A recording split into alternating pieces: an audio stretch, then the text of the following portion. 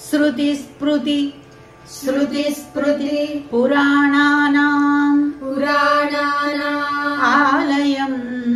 आलयम् करुणालयम्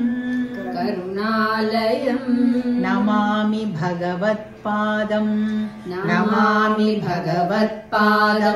शङ्करं लोकशङ्करम्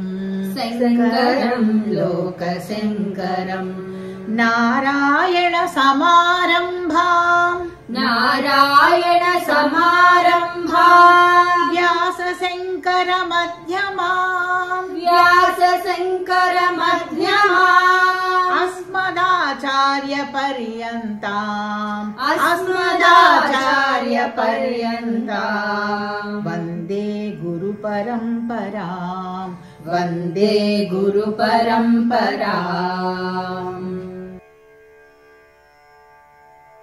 ఇప్పుడు మనం రెండో పద్యం పాడదాం. జాతా శీతల శైలతః సుకృతినా దృశ్యాపరం దేహినా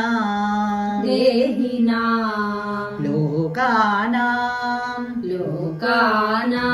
క్షణమాత్ర సంస్మరణతః సంతాప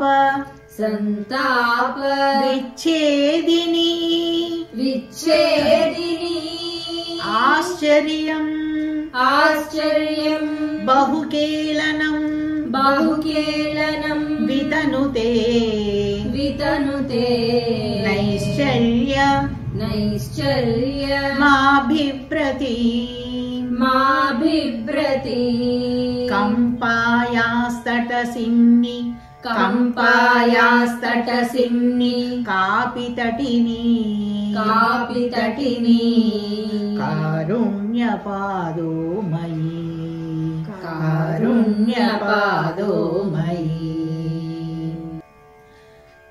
జాత శీతల శైలతః.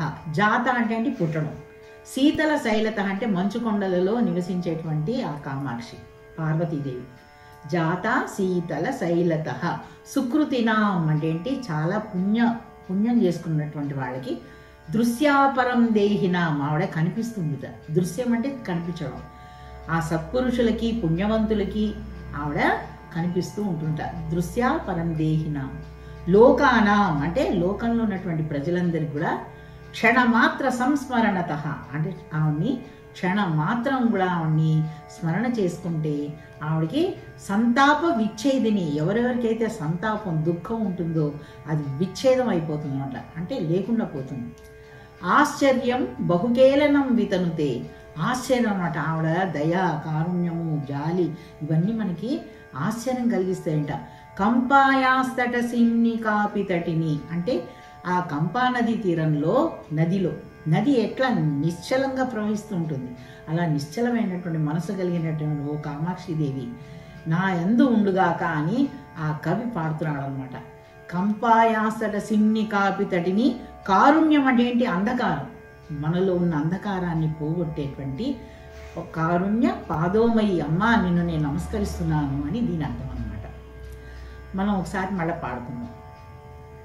జాతా శీతల శైలతః సుకృతినాం దృశ్యాపరం దేహినాం లోకానాం క్షణమాత్ర సంస్మరణతః సంతాప విచ్ఛేదిని ఆశ్చర్యం బహుకేలనం వితనుతే నైశ్చర్యమాభిభ్రతి కంపాయాస్తటసిన్ని కాపితటిని కారుణ్యపాదోమయీ.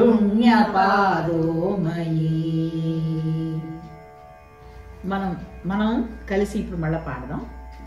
జాతా శీతల శైలతః సుకృతినాం దృశ్యాపరం దేహినాం లోకానాం క్షణమాత్ర సంస్మరణతః సంతాప విచ్ఛేదిని ఆశ్చర్యం वात्सल्यं बहुकेलनं वितनुते नैश्चर्यमाभिभ्रतीं कम्पायास्तटसिम्निकापि तटिनी कारुण्यपादो मयि।